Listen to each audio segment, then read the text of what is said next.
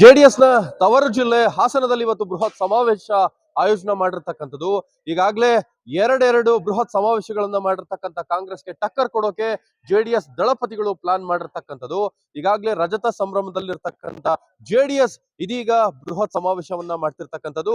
ಈಗ ನಾನು ನಿಮಗೆ ತೋರಿಸ್ತಾ ಹೋಗ್ತೀನಿ. ಈಗಾಗಲೇ ಸಮಾವೇಶದಲ್ಲಿ ಭಾಗಿಯಾಗುವಂತಹ ಕಾರ್ಯಕರ್ತರಿಗೆ 1,00,000ಕ್ಕೂ ಅಧಿಕ ಆಸನಗಳಿಗೆ ವ್ಯವಸ್ಥೆಯನ್ನ ಮಾಡಿರ್ತಕ್ಕಂಥದ್ದು, ಅಂದ್ರೆ ಕೂರ್ಲಿಕ್ಕೆ ವ್ಯವಸ್ಥೆಯನ್ನ ಮಾಡಿರ್ತಕ್ಕಂಥದ್ದು. ಜೊತೆಗೆ ಏನು ಕಾರ್ಯಕ್ರಮಕ್ಕೆ ಬರುವಂತಹವರಿಗೆ ಸುಮಾರು 1,500ಕ್ಕೂ ಹೆಚ್ಚು ಬಸ್ಗಳನ್ನ ನಿಯೋಜನೆ ಮಾಡಿರ್ತಕ್ಕಂಥದ್ದು. ಅಂದ್ರೆ ಅದರಲ್ಲಿ 950 KSRTC ಬಸ್ ಸೇರಿದಂತೆ ಇನ್ನುಳಿದ ಖಾಸಗಿ ಬಸ್ ಅನ್ನ ನಿಯೋಜನೆ ಮಾಡಿರ್ತಕ್ಕಂಥದ್ದು. ಹಾಗೆ ಇಲ್ಲಿ ಆ ವೇದಿಕೆಯನ್ನು ಬೃಹತ್ ವೇದಿಕೆಯನ್ನು ಕೂಡ ಸಿದ್ಧಪಡಿಸಿರ್ತಕ್ಕಂಥದ್ದು. ಅಂದ್ರೆ ಜೆಡಿಎಸ್ ನ ಎಲ್ಲ, ಅಂದ್ರೆ ರಾಜ್ಯದ ಎಲ್ಲ ಶಾಸಕರು ಹಾಗೆ ಮಾಜಿ ಶಾಸಕರು ಮತ್ತೆ ಎಲ್ಲ ಜೆಡಿಎಸ್ ನ ಎಲ್ಲ ಮುಖಂಡರುಗಳು ಕೂಡ ಭಾಗಿಯಾಗುವ ಸಾಧ್ಯತೆ ಇರತಕ್ಕಂಥದ್ದು. ಈಗಾಗಲೇ ಸ್ಥಳೀಯ ಸಂಸ್ಥೆಗಳ ಚುನಾವಣೆಯೂ ಕೂಡ ಇರ್ತಕ್ಕಂಥದ್ದು. ಆ ನಿಟ್ಟಿನಲ್ಲಿ ಇಲ್ಲಿಂದಲೇ ದಳಪತಿಗಳು ರಾಜ್ಯಕ್ಕೆ ಒಂದು ಸಂದೇಶವನ್ನ ರವಾನೆ ಮಾಡ್ತಾರೆ ಅನ್ನೋ ಮಾಹಿತಿ ಈಗ ಇರ್ತಕ್ಕಂಥದ್ದು. ಹಾಗಾಗಿ ಜೆಡಿಎಸ್ ನ ದಳಪತಿಗಳು ಅದಕ್ಕೆ ಸಿದ್ಧವಾಗಿರ್ತಕ್ಕಂಥದ್ದು.